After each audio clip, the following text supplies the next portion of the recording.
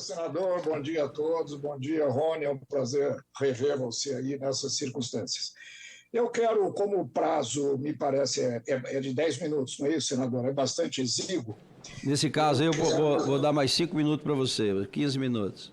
Muito obrigado, eu agradeço. O que eu pretendo fazer nesta brevíssima exposição, senador e todos os senhores presentes e o que estamos assistindo, eu pretendo apenas desfazer um mito que é tecnicamente, eu diria até elementar, mas que é permanentemente ignorado no debate da reforma tributária.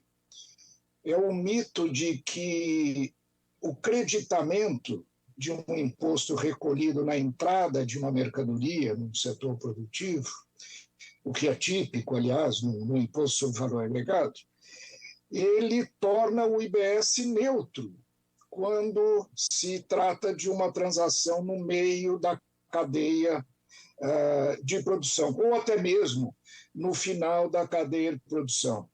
Como eu disse, eu quero desfazer esse mito. Eu acho que é preciso que as pessoas entendam claramente que imposto, qualquer que seja a sua forma de aplicação, vai significar um aumento de preço final, consequentemente vai significar uma queda de demanda e, consequentemente, vai afetar toda a estrutura produtiva de um país. Então, eu quero fazer uma brevíssima apresentação, infelizmente, num nível bastante simplificado, para que possa haver pelo menos o início desta compreensão. Eu vou passar aqui o meu um minutinho só, por favor.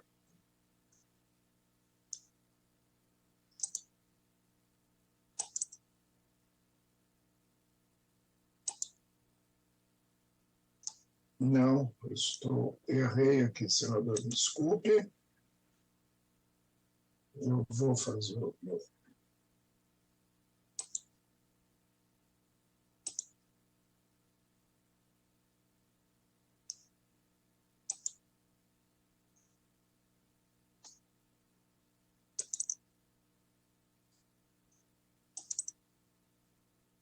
Não estou conseguindo entrar.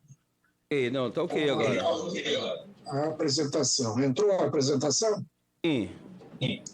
Muito bom, senador. O que eu quero fazer é um exercício muito simples, especificamente aplicável ao setor de serviços. E eu quero mostrar que num setor como o setor de serviços, onde 80% do valor agregado, ou 70%, é mão de obra, e os outros 20% ou 30% são insumos, consequentemente com custos creditáveis, ele vai afetar bastante o equilíbrio e toda a economia brasileira. E, para isso, eu quero trabalhar rapidamente com 4 hipóteses. A primeira é a situação atual. Como nós temos hoje, vamos supor que uma empresa de prestação de serviços ela tenha hoje uma carga tributária de 12%, contando aí o PIS/COFINS e contando o ISS. Que seja 10, 12, 11,5%, um pouco menos. Se ela está no PIS/COFINS não cumulativo, logicamente é menos. Nós vamos trabalhar com essa hipótese de 12%. E em 2 circunstâncias.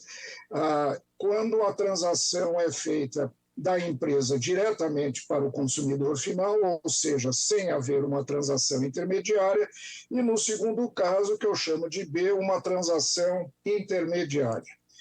Posteriormente, eu quero também mostrar como é que isto vai ser impactado na medida em que a situação atual, com uma alíquota, como eu falei, sem creditamento de 12%, se for substituído por um IBS-CBS de 28%, pode ser 27%, 26%, 30%, eu acho que vai ser bem mais do que os 28% previstos para manter a arrecadação constante, mas isso é um fato que vai ser aferido pontualmente, faticamente, logo à frente. Então, eu quero mostrar muito rapidamente essas 4 situações para que fique claro o impacto que o setor de serviços vai sofrer com o aumento da carga tributária de 12% sem creditamento para 28% com creditamento, o impacto que ele vai sofrer e os reflexos que isso eventualmente poderão ter na taxa de emprego, na demanda, enfim, no funcionamento da economia como um todo. O que acontece é o seguinte, o raciocínio que normalmente é veiculado, vocês me perdoem, mas pelo governo, já vi vários dos melhores e maiores defensores do IBS defenderem essa posição, é o que eu estou chamando de um mundo imaginário, onde, no meu exemplo que eu vou dar aqui, a qualquer preço, e eu vou estar trabalhando com 4 preços, a demanda continua sendo das mesmas 1.000 unidades, ou seja, ao preço de 112 se compra 1.000 unidades, ao preço de 128 se compra 1.000 unidades. Isso significa uma demanda totalmente inelástica, que é uma situação absolutamente heurística, isso não existe na prática. Na prática, o que é que existe? Esta situação, onde nós temos uma curva de demanda, uma situação real, e eu vou trabalhar aqui com esse exemplo, qualquer outro exemplo pode ser feito, o impacto vai ser exatamente o mesmo, aonde na medida em que o preço sobe, a demanda cai. A um preço de 112, que é a situação que eu vou mostrar atual, a demanda é 1.000, nesse meu caso hipotético. Se for para 128 o preço, a demanda cai para 700, se for para 181 cai para 400, e se for para 192 cai para 200. Esse aí é meramente um exemplo hipotético. Vamos aplicar, portanto, essas duas situações no caso real de uma alíquota de 28% do IBS. O que eu vou argumentar é que, na situação real, que eu alego insistentemente, eu acho que ninguém vai questionar comigo essa hipótese de que essa situação é real, ou seja, aumentando o preço cai a demanda, seja no mercado intermediário, seja no mercado final, contrariamente à situação que o governo vem divulgando permanentemente de que o imposto é simplesmente repassado adiante, como se o aumento de preço não significasse uma queda na quantidade demandada. Vamos, portanto, aqui o caso A. O caso A é um B2C, ou seja, é um caso onde a empresa ela vende, prestadora de serviço, ela vende diretamente ao consumidor. Aqui não existe nenhum elo intermediário, é o caso A. A empresa A, portanto, ela tem um custo de R$100, que ela é o preço de custo da sua mercadoria. Ela vende hoje com 12% de acréscimos, aquela hipótese que nós estamos trabalhando, o preço final é 112, o mercado compra R$1.000, 1.000 unidades dessa mercadoria, portanto, a empresa, nesse caso, ela vai ter uma receita de 112 mil, ela vai recolher o imposto que ela cobrou no preço da mercadoria e ela vai ficar com uma margem de R$100. Essa é a situação atual, é a situação que existe hoje, é a situação que nós nos encontramos. Vamos ver o que acontece agora quando nós tivermos um elemento intermediário, que é esse caso aqui. A empresa A nesse caso, é um B2B. A empresa A vende para a empresa B e a empresa B vende para o mercado. Vamos fazer, então, essa mesma sequência. A empresa A tem um custo, isso na situação atual, sem IBS, CBS. A empresa vende, ela tem um custo de 100, ela paga 12% de imposto que ela repassa no preço e ela passa para a empresa B o seu insumo ao preço de 112. Essa empresa B, ela agrega mais 50% de valor agregado. Ela agrega mais 10% de insumo, dentro daquela hipótese de que 20% é insumo e 80% é valor agregado, ou seja, mão de obra. Ela agrega, portanto, mais 10 de insumo, ela agrega mais 40 de mão de obra e ela vai vender esse produto por e o imposto sobre o valor agregado adicional vai ser de 19,44, portanto, o preço final dessa mercadoria, havendo um elo intermediário que agregue 50% de valor na mercadoria, ela vai chegar a um preço final de 181. O que eu alego é que, na medida em que o preço saia de 112, como era o caso aqui na situação anterior, onde havia uma demanda de 1.000, passando para uma situação onde o preço é 181, que a demanda caia para 400 unidades. Mas o que acontece? A empresa A, aqui nesse caso, ela continua tendo a mesma situação, ela custa 12, ela põe 12 de imposto, passa para frente, a margem dela continua sendo os mesmos R$100.000. A hipótese imaginária e que passou e está sendo transmitida ao inconsciente popular é de que eles vão continuar vendendo as mesmas 1.000 unidades, ou seja, que a demanda final vai assimilar um preço maior, mas vai continuar comprando a mesma quantidade.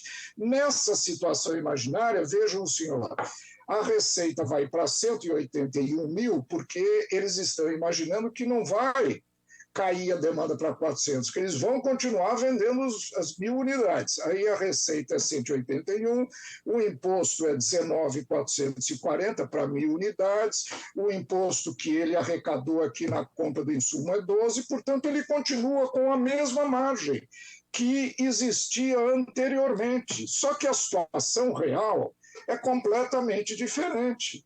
Ou seja, na medida em que a demanda final cai para 400 unidades, a receita da empresa B cai para 72.576, o imposto pago, evidentemente, cai também, porque são menos unidades vendidas, cai para 7.776, o imposto na etapa anterior, supondo que ele reduza a compra de insumos para fornecer uma quantidade menor de produto final, cai para 4.800 e a margem da empresa cai para 60.000, ao passo que, no caso, ela precisaria, para ficar na situação atual, uma margem de 150, que é a margem que ela tem hoje, caso não existisse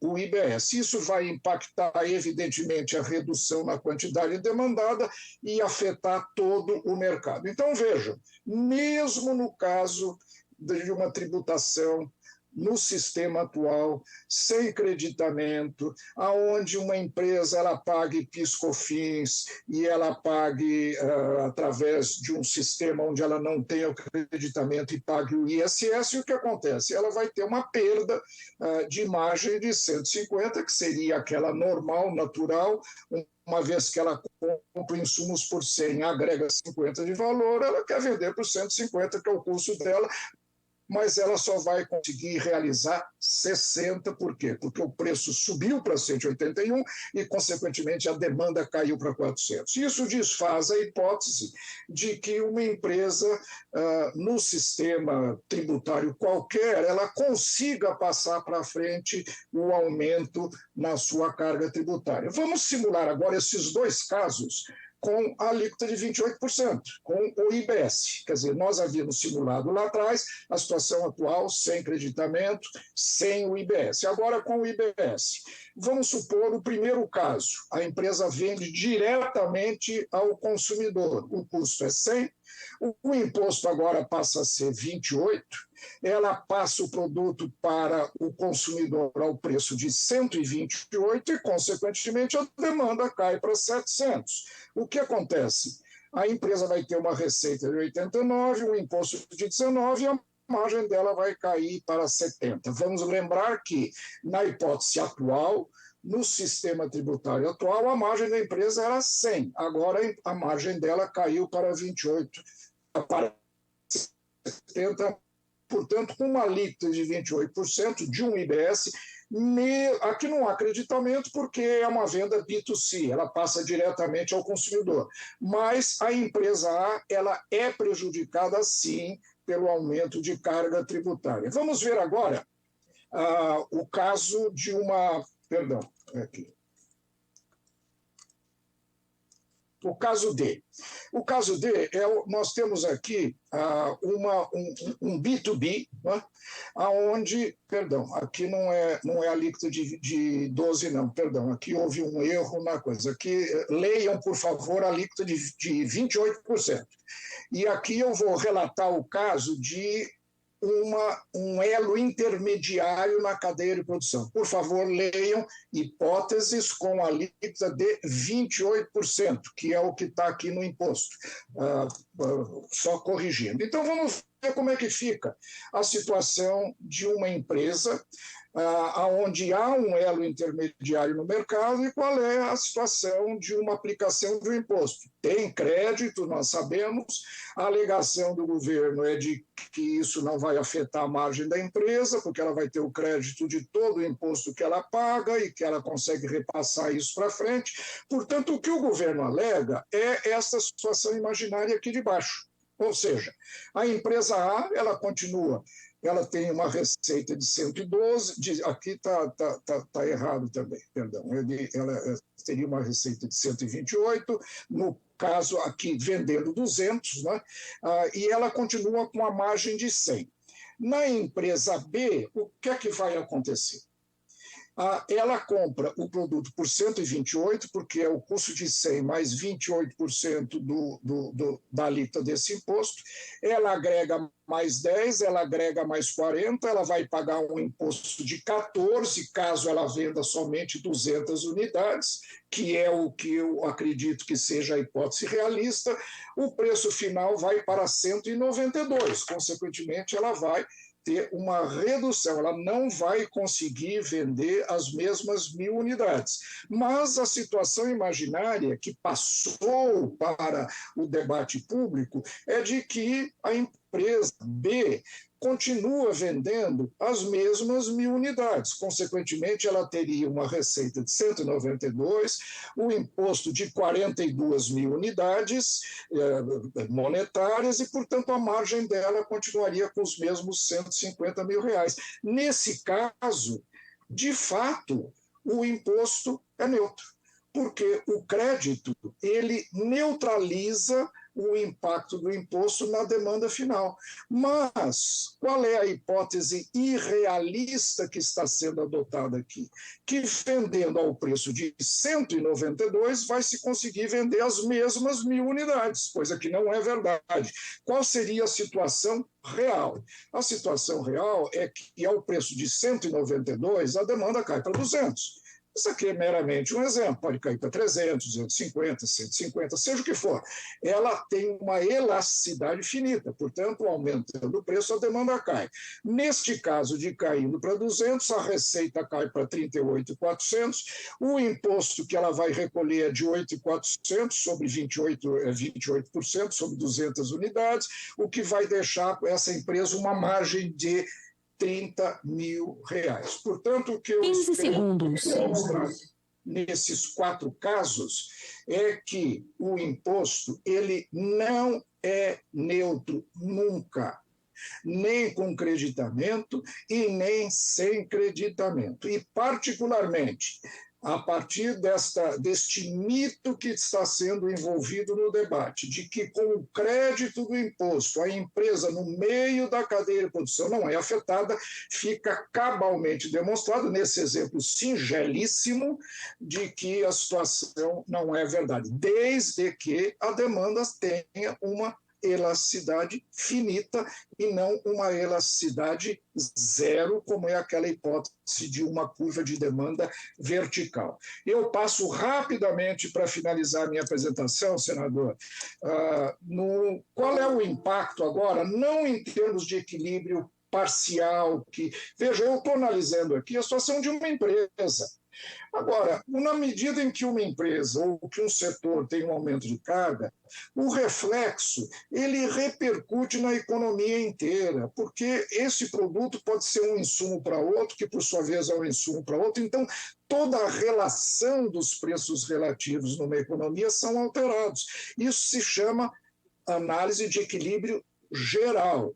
Outro dia vi uma manifestação do setor industrial mostrando uma certa preocupação com a elevação do preço dos serviços a partir dessa reforma tributária, uma vez que a indústria, 25% do valor do produto manufatureiro vem do setor de serviço, ou seja, de insumos comprados pelo serviço. Então, isso é uma repercussão muito ampla nos milhões de mercados e nos milhões de produtos que são transacionados na economia. Eu fiz aqui um brevíssimo exercício para demonstrar, e aqui já uma análise de equilíbrio geral, onde eu usei as matrizes de Leontief, usando dados do IBGE, abrindo a economia para mais de 160 setores, analisando na primeira coluna aqui a situação vigente hoje. Qual é, aí em termos de equilíbrio geral, a primeira coluna mostra o quê? Qual é a carga tributária desses vários setores hoje, com PIS, COFINS, IPI, ICMS, ISS e a contribuição previdenciária, que é muito importante para o setor de serviços. E aqui nós vemos, na segunda coluna, a aplicação do PLP 68 com a aplicação do IBS com uma alíquota de 27,3%, mas mantendo a contribuição ao INSS, uma vez que não há alteração nessa tributação, e qual é o aumento da carga tributária causado pelo PLP 68 no setor de serviços. Na média do setor de serviços, haverá um aumento de carga tributária de 8%, ou seja, hoje o setor de serviços tem, em média, uma carga tributária de 33,88%, 33,88% do preço de um setor de serviço, em média, ofertado no mercado, 33% dele é imposto pago. Todos os impostos aqui mencionados, IPI, inclusive INSS. Com o PLP 68, a carga tributária do setor de serviço aumenta para 36%, na média, aumenta a 8,8%, ao passo que no setor manufatureiro, no setor industrial, a carga tributária cai em 12%. Isso confirma o que já é amplamente conhecido, de que PLP 68 e que essa reforma tributária vai aumentar o preço dos serviços e vai reduzir o preço da indústria, e há alegações de que isso seria justo, porque o serviço paga pouco imposto, etc., o que não é verdade. Eu já demonstrei isso num artigo publicado na Conjuntura Econômica, que não foi rebatido até agora, em abril de 2023. Eu convido a todos que quiserem analisar isso para olharem o artigo, mas, de qualquer maneira, vejam que o setor de serviços tem um aumento de carga de 8%, 8,8% sobre o valor do faturamento. Agora, essa é uma média. Olhem aqui o que vai acontecer com a educação privada, vai aumentar 9% a carga tributária. Serviços combinados de apoio a edifícios, inclusive condomínios, 15%, isso aqui de apoio a prédios comerciais. Limpeza em prédios e domicílios vai aumentar 15%. Locação de mão de obra temporária, serviço de limpeza, mão de obra temporária em geral, inclusive para call centers e seja o que for, aumenta 16%. Serviços de vigilância e segurança terão um aumento de 41%. Isso mostra que essa reforma tributária, do ponto de vista do equilíbrio geral, eu mostrei ali atrás o que acontece com uma empresa. Agora eu estou mostrando o que acontece com a economia como um todo. Essa é a situação.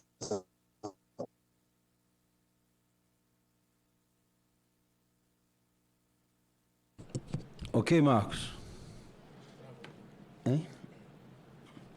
A única alternativa, e aqui eu finalizo a minha, que o setor de serviços, com alta intensidade de mão de obra, sejam desonerados. Não como a busca de um privilégio, mas como uma compensação pelo não cumprimento da emenda constitucional 132, que obriga o governo, ainda obriga o governo, em 190 dias, a apresentar um novo projeto de tributação da mão de obra, né, do trabalho no Brasil. Esse projeto não foi apresentado, a expectativa era que, na medida em que ele fosse apresentado, isso atenuaria um pouco o impacto da reforma tributária no setor de serviços. Como isso não foi apresentado, existe uma emenda do senador Laércio de Oliveira que pleiteia o seguinte, que enquanto não for apresentada esta nova forma, esse novo modelo de tributação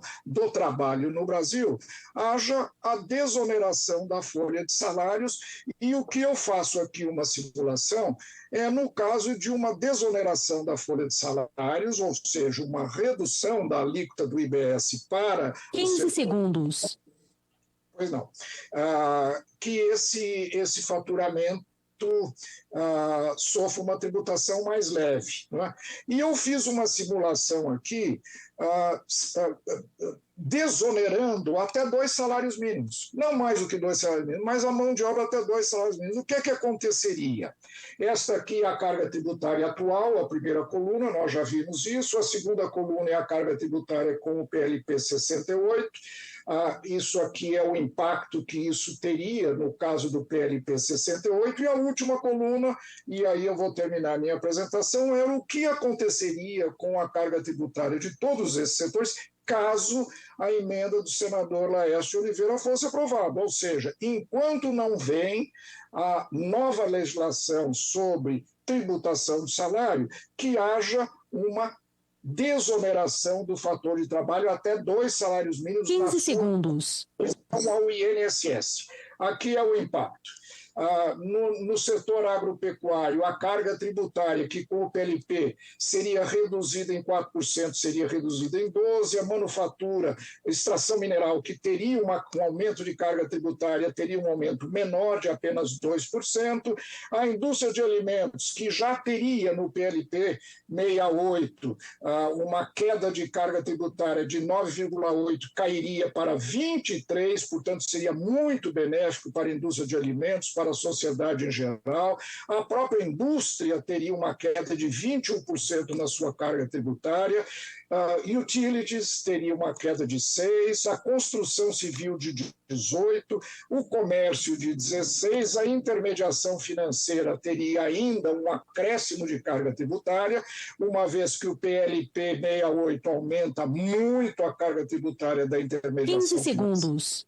E, finalmente, para o setor de serviços, que teria um aumento de 8,8%, passaria a ter uma queda de 9,6%.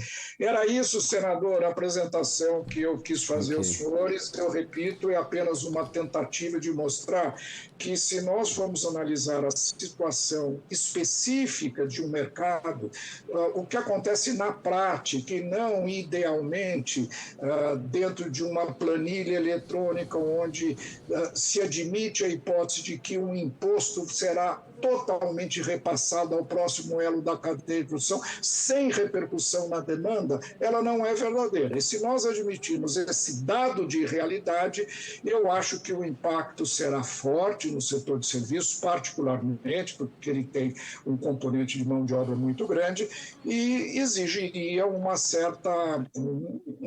medida para amenizar e atenuar esse impacto que, como eu disse, a emenda do senador Laércio atendeu. Desculpe, senador, se eu passei um pouco do meu tempo.